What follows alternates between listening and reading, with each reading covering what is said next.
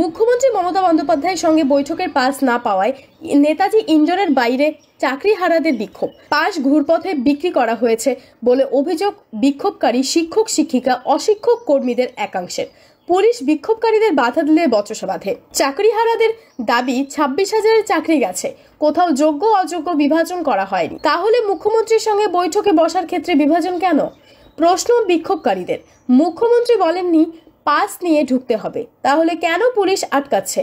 প্রশ্ন চাকরিহারাদের। ডকুমেন্টস নিয়ে ঘুরছি, কোথায় ঘুরবো, কাকে দেখাবো? কি অবস্থা করেছে আমাদের এটা? কোথায় যাব আমরা এখন? কোথায় যাব?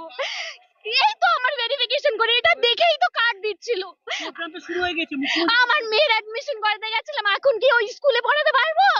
চেঞ্জ করতে হবে আমাকে স্কুল, ওটা অ্যাফোর্ড করতে পারবো না আমরা।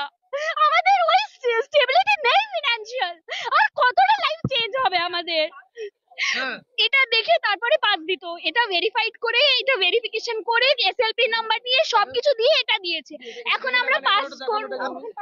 আপনি তো যে পাস সবাই নিয়েছেন, আপনি কি সেই পাস পাননি? ওই পাস আজকে দেওয়ার কথা ছিল।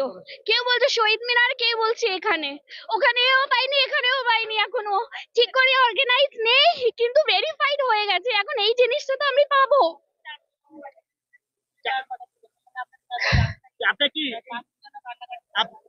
কান্নাকাটি তো হয়েই গেছে, আর কি করব? এই অবস্থায় দেখেছে। লাস্ট আসা কিছু কথা বলার ছিল, কি জিজ্ঞেস করবো, কি ভার্ডিক্ট যেটা দিয়েছে, বলেছে যারা আগে চাকরি করতো ওখানে জয়েন করবে।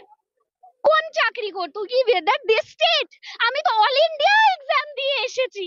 আমি তো এডব্লিউএস আর্মি স্কুলের অল ইন্ডিয়া এক্সামে র্যাঙ্ক করেছি, ওখানে তো পাস করেছি।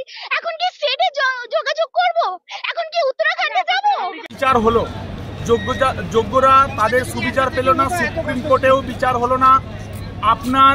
আপনার ব্যর্থতার জন্য, শুধুমাত্র আপনার ব্যর্থতার জন্য, আপনার অযোগ্যদের লিস্ট এবং যোগ্যদের লিস্ট সুন্দর করে প্রকাশ না করার জন্য আজ যোগ্যরা রাস্তায়। তার সুবিচার পাওয়ার জন্য, সেই অন্তিম সুবিচার পাওয়ার জন্য, না হলে আজকেই শেষ। আজকের পর থেকে আমরা এরকম শান্তিপূর্ণভাবে আন্দোলন করব না। এরপর থেকে বিদ্রোহী আন্দোলন হবে, বিদ্রোহী আন্দোলন।